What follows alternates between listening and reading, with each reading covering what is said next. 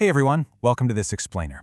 Today, we're diving into something that's basically rewiring the business world. We're looking at how modern megacorporations are balancing that old-school drive for pure profit with things like ethics, sustainability, and, of course, bleeding-edge tech. So, if you ever wondered how the most successful companies on the planet actually plan for the future, well, you are definitely in the right place. Let's decode their playbook.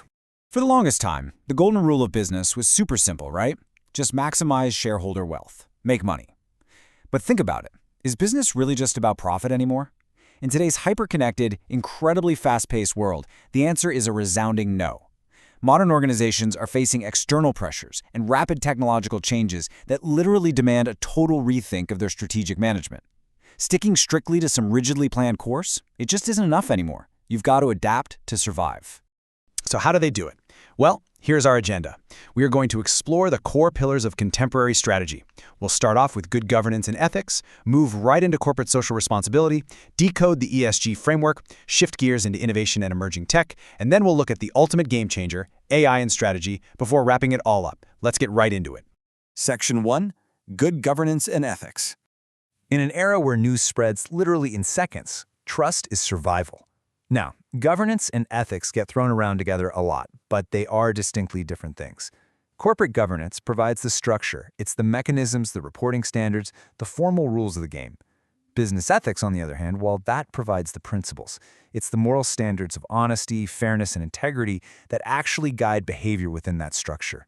Governance defines the reporting standards, sure, but ethics guarantees they're adhered to with integrity. And when companies fail at this intersection, the results are catastrophic. Just look at the Volkswagen emissions scandal in 2015. That was a severe ethical lapse in their governance, and it cost them dearly.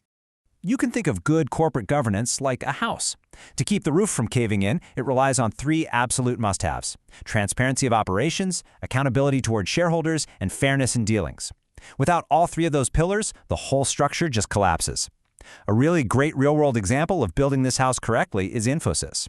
After a leadership crisis back in the early 2000s, they doubled down on their corporate governance framework.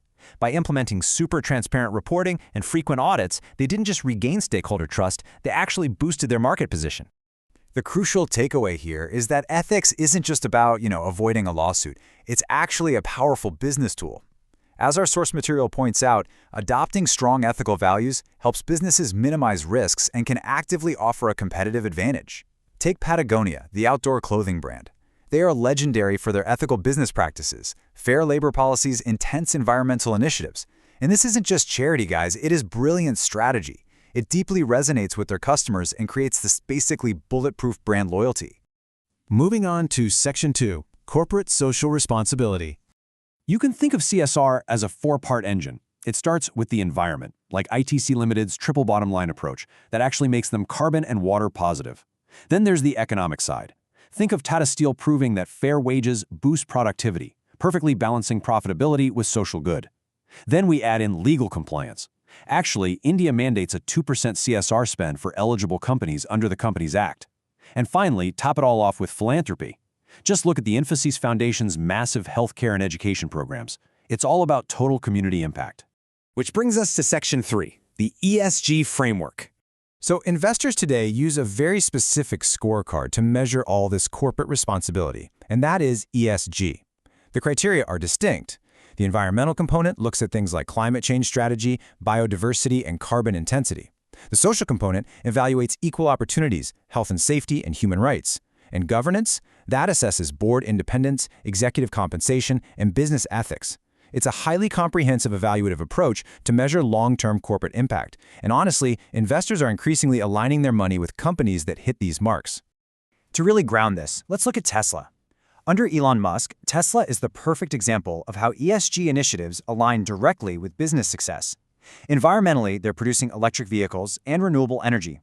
Socially, they're promoting clean energy innovation and creating green jobs.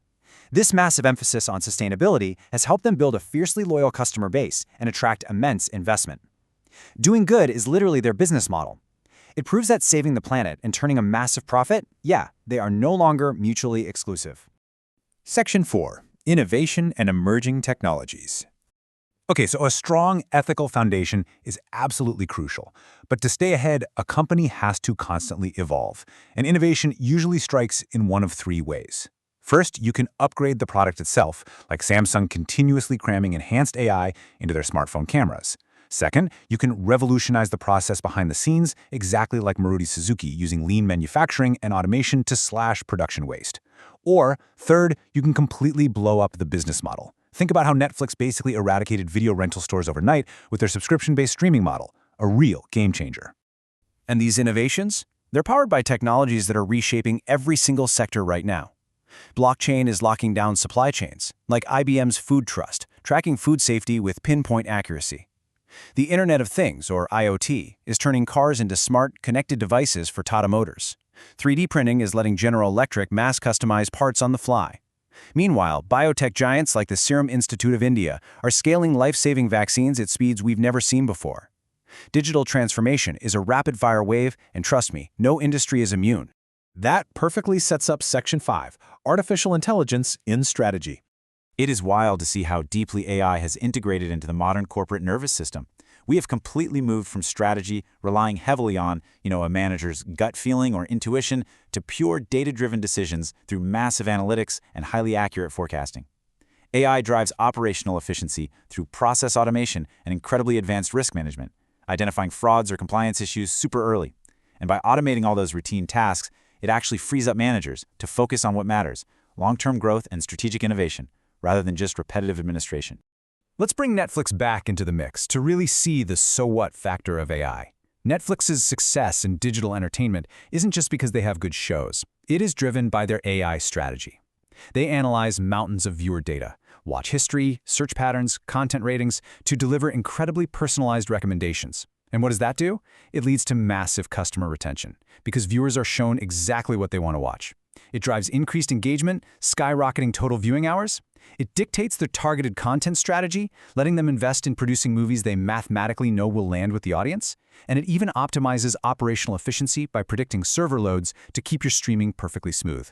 AI is literally the invisible engine of their entire strategy. Finally, Section 6, Strategy for the Future. The contemporary business environment is, frankly, incredibly complex. Strategy today just cannot be about standard operating procedures and balancing a budget. It absolutely must combine profitability with responsibility, strong ethical governance, and continuous, rapid technological innovation to achieve long-term success. So I want to leave you with this final provocative thought.